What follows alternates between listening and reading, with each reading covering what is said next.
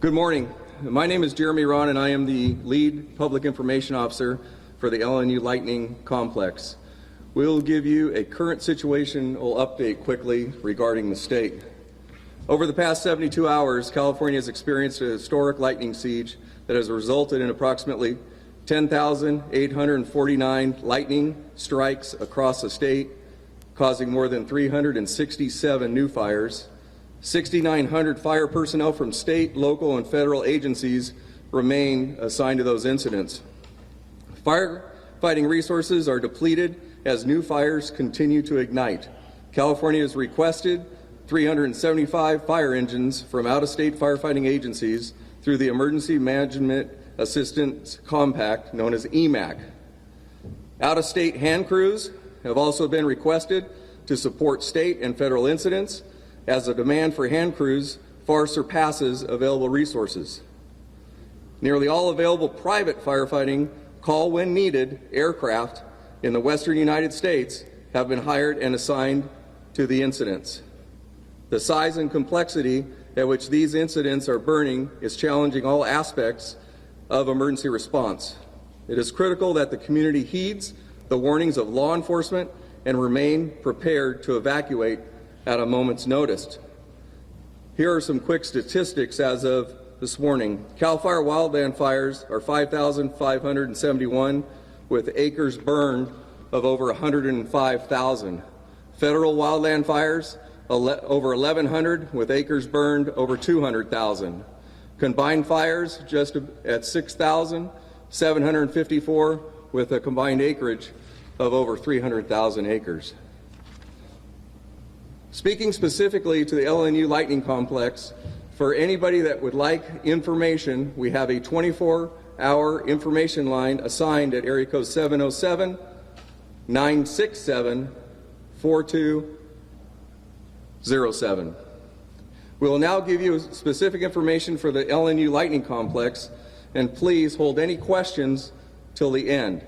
I'd like to introduce our Operation Chief, Chris Waters. Good morning, everybody. Chris Waters, Operations Section Chief for the LNU Lightning Complex. I'm going to go talk about the operation we have going right now. Currently, just as a big picture, we've got the fire broken into what we call 3 zones. We have the west zone, which is primarily Sonoma County. We have the north zone, which is northern Napa County and just the southern tip of Lake County. And then we have the south zone, which is southern Napa County, a little bit of Yolo County, and then also Solano County. Start with the fires over in the west zone. We have the Wallbridge and the Myers. Wallbridge, situated just north of Armstrong Woods in the community of Guerneville. Right now, with a red flag warning over the area, we're currently in preparation for evacuations, structure defense, and then doing some perimeter control as well. In the north zone, we have fires strung out basically from Lake County line, just north of the Lake County line, down to about central Lake Berryessa, where that zone boundary is. These fires, the Green, the Spanish, the Gamble, and the Morgan, we're trying to ascertain whether or not those fires have actually merged. Again, we're planning for evacuations, we're doing structure defense, and then we're taking advantage of doing perimeter line construction where we can find favorable and safe locations to do so. Same thing in the south. Last night, a lot of the activity that was seen along the highway, Highway 80, and then also up in Napa was a fire moving south from the area. The Hennessy fire, which got established and started moving south towards Atlas Peak and then all the way down to Vacaville and Highway 80. Again, firefighter safety, public safety, evacuation planning, and then some perimeter control is going to take place where this fire is coming down off of this ridge. Tactical priorities today: firefighter and public safety, evacuation planning, structure and infrastructure defense, and then also perimeter control where it's safe and we can actually get at this fire and be successful with limited resources. Thank you. Thank you, Chief Waters. Also, now we'd like to ask our law enforcement partners to come up regarding a unified message from Napa County Sheriff John Robertson, Sonoma County Sheriff Mark Essick, Solano County Sheriff John Pereira, Lake County Sheriff Brian Martin, as well as CHP Chief Sampson.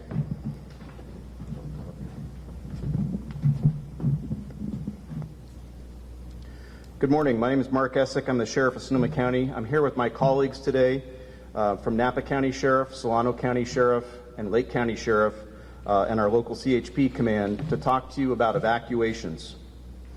First off, I want to acknowledge that this is an incredibly emotional and stressful time for many of us who have endured many fires and natural disasters over the last couple of years. We realize that this is a trigger point for many in the public, and we ask that you please go to your plan. We've all been working on this for the last couple of years. Go to your plan, be ready, follow the plan when it comes time to evacuate. You will notice that all of our agencies here in a unified front have put together a high-low siren system. So when your neighborhood or your area that you live in is under an evacuation, you will hear deputies from Sonoma County, Napa County, Lake County, and Solano County in your neighborhoods with the high-low siren. The high-low siren is unique. It means it's time to go. High-low means it's time to go. So we ask that you listen for that. Deputies will be in your neighborhood along with other law enforcement partners to help you evacuate and direct you to areas of safety. We know that you're more prepared than last year, as I mentioned, but please follow evacuation instructions that are coming to you through official channels. If you think you're in danger, please be ready to go. Prepare your belongings, prepare your go bag, and be ready to go. If you are in fear of your life, be ready to go and make that decision to go. Deputies will be holding evacuation lines in various parts of the counties, so please follow their directions, respect that they are doing their best to keep calm, give you direction on how to evacuate the area, and give you that guidance. Please follow their directions. We're continuing to work with CAL FIRE to closely monitor the situation. This is a fast-moving and rapidly changing situation. Every member of these sheriff's offices and our law enforcement partners are here for you. Please call us if you need us. We will be there for you. You can also follow all of our agencies on Facebook, Twitter, and Instagram for updates, and also we encourage you to sign up for Nixle alerts. The big message here is take care of each other, check on your neighbors, make sure that they are prepared as you are, and please follow our directions. Is there anything I missed that the sheriffs would like to cover? All right. Thank you very much. Thank you, Sheriff. At this time, we'd like to invite up our unit chief, Chief Jones.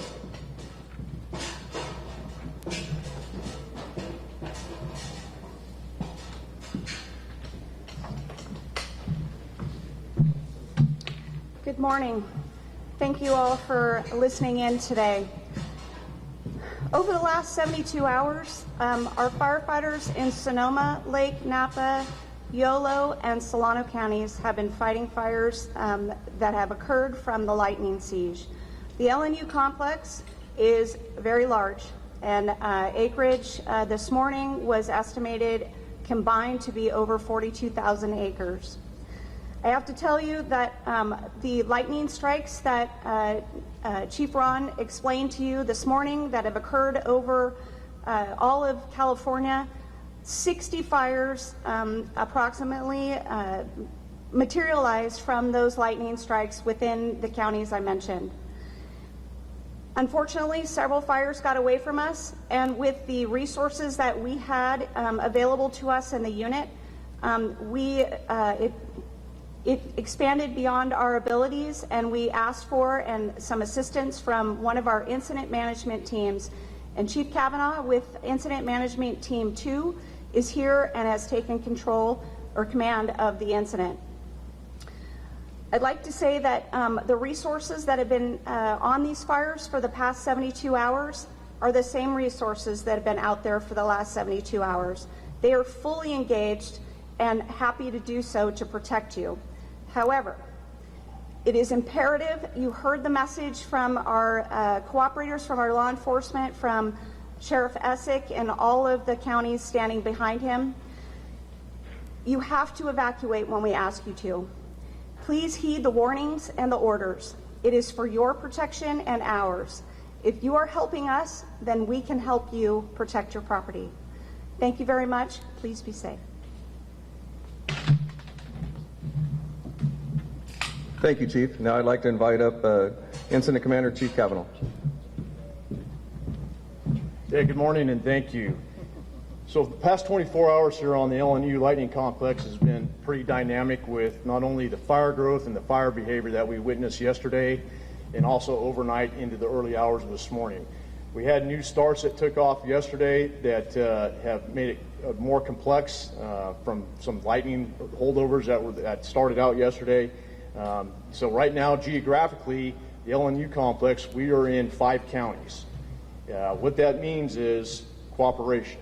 And the folks standing behind me and everybody else that's involved in these incidents, it's about cooperation and communication. That is the key to success. That is the key to getting the message out to the public and to all of our cooperators. So I would like to thank everybody for the cooperation and communications that we're establishing.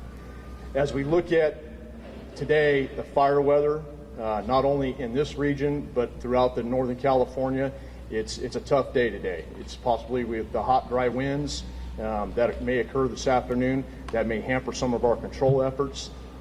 We are sharing resources up and down the state as there are many large fires that are occurring in different counties. As Chief Jones just alluded to, resources are stretched thin.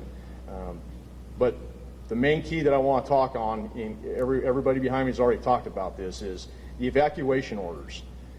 Please, if there's an evacuation order, please adhere to that order. Do not come back into your residence or your area if there's an order. What that does is, and you get impacted with fire, you're putting your life at risk, you're putting the lives of the law enforcement that's out there that's trying to help do those evacuations, and you're putting the lives of all the first responders at risk if you become trapped. The other key message is you don't have to wait for evacuation order.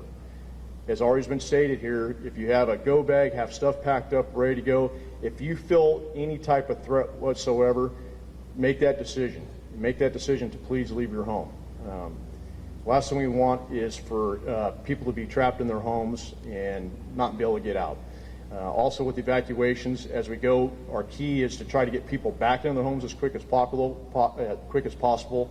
We do not like to have people evacuated, but we have to do that for the safety of everybody's lives and the public out there. With that, once again, please adhere to those orders when they do come around. We're in this for a long haul. And so these communities down here in the counties that we're in over the last few years have all been impacted heavily with fires. The communities there's been tragic incidents down here, not only with loss of life, but also with the loss of infrastructure and homes. But one thing I do know, the communities are strong down here. And with the help of everybody behind me and the help with you, we'll get through this. I appreciate it, and everybody have a good day. Thank you. Thank you, Chief. As we've mentioned, this is a very dynamic incident. It is rapidly expanding, but we will have just a couple minutes for a few questions if anybody has a question they'd like to ask. Yeah, Right over here on the side. Yeah, the update for the fires that are burning in Vacaville and in Winters, is that part of the LNU complex?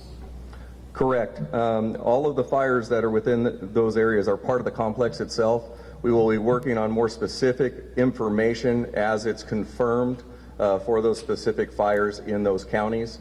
Right now, if for the current time, if everybody could go to the social media pages, we push out updates morning and afternoon, and any evacuations, orders, or warnings will go out throughout the day, or any significant information throughout the day. So we send an update out in the morning, typically by 7 a.m. and 7 p.m., and then we'll get the specific information in there as it is confirmed. Do we have any confirmation on homes at this point or anything in those two areas in Yolo County and Solano County in that area? Within the entire complex, yes, we do have confirmation of homes. As of this morning, it was 50 damaged and 50 destroyed. We do anticipate that number to be larger than that. It would be safe to say there's multiple buildings that have been damaged or destroyed beyond that amount, but we need to confirm those numbers before we get them out. Thanks. Question? Hi, Jeremy. Phil Barber from the Press Democrat. It seems like compared to some other big fire events of the last few years, we're not seeing a ton of air support. I could be wrong about that, so correct me if I am. What's the reason for that? Are you getting what you need or close to what you need? And is there any chance of increasing that air power? As you look at the state of California, we are very challenged in getting the air support we need on most of all fires that we have throughout the state. Right now, the air support that we are getting has been prioritized, and it's worked through a system to be specific to this fire as well as any new fires. As we learned yesterday, we had multiple new fires that did come to light that we've had to go into work on extinguishment or containment. Do you have any idea of total air force that you have in this complex right now? As far as helicopters, we have 5 helicopters that are assigned to this incident, and then we have numerous other air resources that, as they come available, will be brought into the incident to support it as we can. And Chief, you want to add to that? When it comes to the air assets that we have air assets that are signed, but for when there's new starts throughout the state, or those air assets have to be pulled. With the number of large incidents that are burning in pretty much from San Benito, Monterey, and even Southern California all the way up to the north that are starting here in the last couple of days, the air assets are stretched thin. And I'll be honest with you, all assets are stretched thin. We are doing everything we can to try to mitigate and evaluate where those resources go and how they're utilized. So the one thing with like I said, with the air assets, with helicopters, fixed wing, we can have them working on what we have here, but if we break a new fire, let's say we break a new fire up in North Lake County, they're going to have to be pulled. If we break a new fire over, let's say, into Butte County or somewhere else, those assets may be pulled. Okay. I know the fires are by their nature unpredictable and fluid as they spread, but as you project and talk to your people in the field, are there specific locations and time frames that you're especially concerned about right now in terms of this complex? Chris, you want to? We'll have operations touch on that. Yeah, so right now, as you know, we're under a red flag warning. So anywhere there are communities in proximity south of active fires, right now we're really worried about those locations.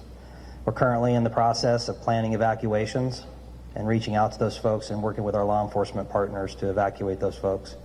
But yes, any communities that are situated at a southerly location south of the fires are of high concern right now, and that's where we're focusing most of our attention right now, on planning evacuations and starting to get folks out of there.